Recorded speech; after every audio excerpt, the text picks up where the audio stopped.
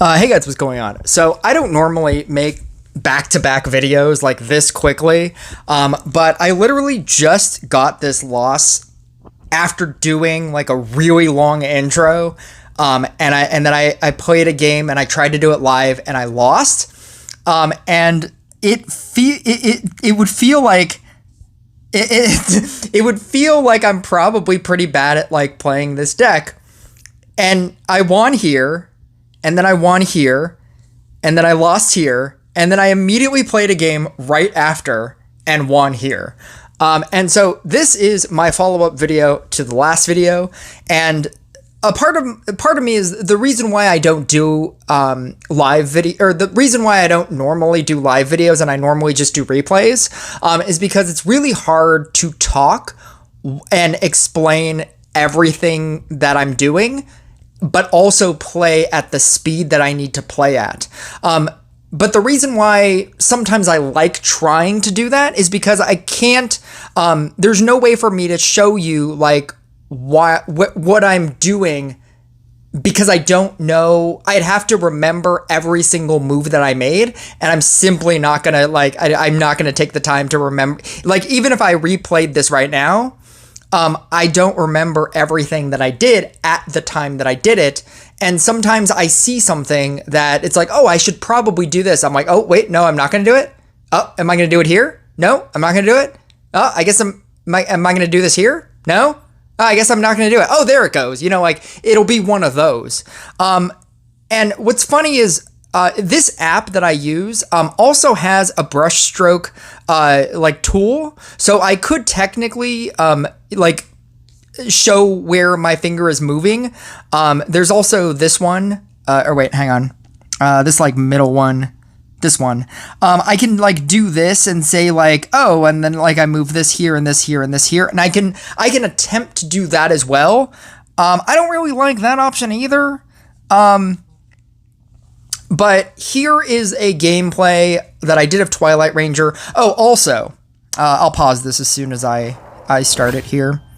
The previous video didn't have sound, and that wasn't really an issue because I'm talking the whole time, so that's not, I wasn't worried too much about that. But it would normally have sound, and it's not because it's, like, I've equalized my sound to where you can hear gameplay as well as hear me talk. At a comfortable level, so that's not the reason. I was just playing it on silent, and because I'm using a microphone that's plugged into my USB, whenever I do videos, I don't actually hear game sound, even if you can hear game sound. I physically can't hear it because it's filtering through my microphone. And that's just how this works. So I will never know until I realize afterwards, and so that's what happened there. But this is a game that I played exactly after. I was actually intrigued that he's using Witch, and I thought that he might be using Toxic Witch, but he's actually using Gift of the Raven, which is smart. I don't know why he's running Amulet of Swiftness as opposed to anything else, like a growth tile. What's funny is he doesn't lose because he's using Amulet of Swiftness. If you go back to my other video that I just posted, that person was also very strangely doing Amulet of Swiftness as well. Maybe he thinks that it's just quicker because you can just keep utilizing those tiles, but you're only gaining an 8% bonus, whereas an Amulet of Growth, you can get 25%, and I'd rather put in the work to do 25%, to get 25%. I didn't even think that I did all that well in this video as compared to the last one, but because I have to because I'm trying to teach, I have to say like, oh, I'm gonna move this here because of this, and I'm gonna move this here because of this, and I'm gonna do this, and I'm gonna do this because you shouldn't do this, and if you do this, then this will happen, and I'm gonna now summon in, and you know, like I'm trying to like tell you everything that I'm trying to do in order to try to teach you, and what happens is in this fast-paced environment, sometimes my brain or all the time, my brain is able to work much quicker than my mouth. But the opposite to that is that I can't really tell you exactly what I'm doing here. So you do have to know the fundamentals of what I'm doing, even if I lose. And I feel like that kind of puts me apart from other content creators. Not because I'm, like trying to show you exactly how to play a deck, but that I'm willing to like post my losses as well as content. I feel like most content creators would never post a loss. They would just post like their best game and call it a day. Because that's what you want to do, so that people follow you, because you're winning all the time. But the reality is you're not winning all the time, and sometimes you lose. And I feel like every so often accepting the idea that I lose sometimes in order to just do a video, to showcase how something works, or to showcase something that I want to showcase. I could easily play like co-op games as well. Co-op is so easy that I could beat co-op level 13 with basically any unit. And so I could do co-op levels if you want to see me winning something with a low level thing, just to like explain how it works. And I am gonna start a series that is character spotlight centric, where I take like a max legendary unit and I showcase how it works, what's the best way to use it, why people don't use some talents over the other talents. Because if you haven't already noticed with legendary units, there is a correct way to use pretty much everything. Some people use Light Inquisitor, some people use Dark Inquisitor. I think that might be the only version of some people use one side, some people use the other side.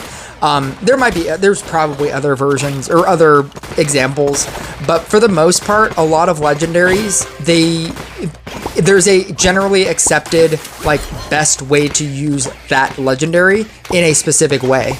Like nobody's running Gunslinger DPS. You can do it for fun, but that's not how people are running Gunslinger. You can run the right side of Kobold, but a lot of people don't. They just pick Motherload. Trying to use the right side, where you have to force an activation, is just too slow. I've tried to make that work, and I don't like it. I like that you have the ability to lock a spot, but because that makes the randomness of Kobold's the squares a lot better.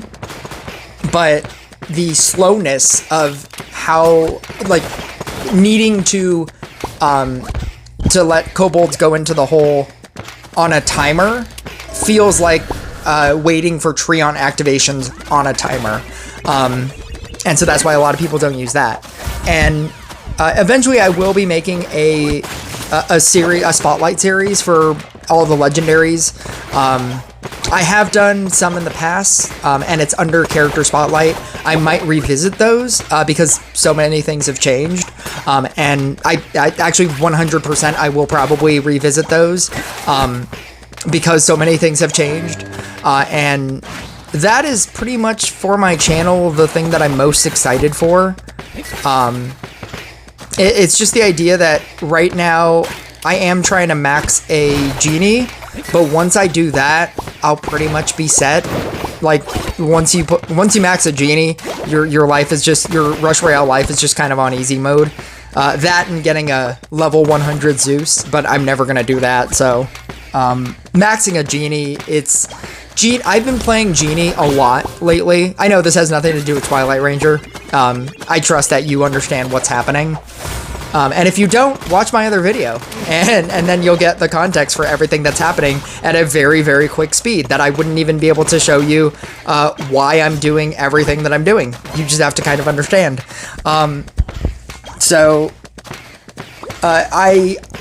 I'm not really gonna get a level 100 Zeus, or I'm not trying to max out a Zeus. I'm not trying to max out a Fortuna. What I'm trying to do is max out a Genie, and once I do that, I feel like the game just kind of becomes much easier than what I've been using. I've been using a Treant, I've been using a Blade Dancer, and they just don't work anymore. And so until they nerf Genie, which is what I assume they're probably going to do maybe at some point, when Genie goes into like Laboratory of Experiment, or when Genie goes into regular legendaries and jumps out of, when it jumps out of being a Pantheon unit, that will be a big nerf to it. I think it'll still be good, but I think when they keep introducing more and more things, I think Genie will eventually it'll just die off because of other things, because other things just happen. But I am trying to max out a bunch of just other units. I'm probably gonna do like, I can upgrade this. I'm gonna do, is it this one? What was I waiting on? No, it must be this one. Yeah.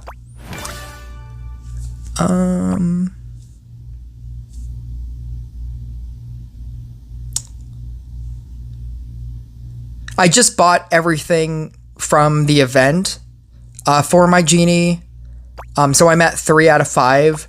I already have Scrapper as a reincarnation, as my only reincarnation, and I've been saving over the course of time. And so whenever I have even more than the 2 that I need, I will be able to also upgrade this to reincarnate, because I already have the Celestial Shards for it. And then not only will I have a Genie, but I'll have a Reincarnation 1 activated Genie. And I feel like once I have that, I'll pretty much be fine. I can do a Banshee Spotlight. I don't think Banshee is that great anymore. I've been trying to use it, and I don't think it's amazing. I have a Bruiser at 11 now. But it like the Spotlight thing it's really just for like maxed out legendaries, because you can't really showcase the power of an actual legendary. I mean, like, just take Genie, for example. I've done so many battles, and not having the 15 ability of having double activations on your mana activation is so key for this card. It makes it so much faster. Like, I can just imagine how much faster it is when you have the ability to double activate and then have a recharge. It's like a gunslinger. It's like doing double activations on a gunslinger and then trying to switch gunslinger for Portal Keeper. Even if you're just moving a thing, not even for like all the things that gunslinger does, but the speed. Like, take any deck that you're using, and just speed wise, like, just take a regular Blooming Dash, deck, take that into co-op, use Gunslinger, and then use Portal Keeper. And speed wise, there is just a huge difference. Just being able to move a Blade Dancer over and over and over. The mana activation on a Genie at double activation is gonna make it nuts. I maxed out like a summoner recently, and I can talk about like the usages of these. Nobody uses Blessing of the Spirit. I'll tell you that right now. Nobody care. It's better to weaken your opponent than it is to benefit yourself to get ahead. The reason why people use Trickster is because it does both at the same time. Not only are you benefiting from gaining mana, you're also denying mana to your opponent. This, if you had to pick, it's always better to deny your opponent mana, because it puts them further and further behind as the game progresses.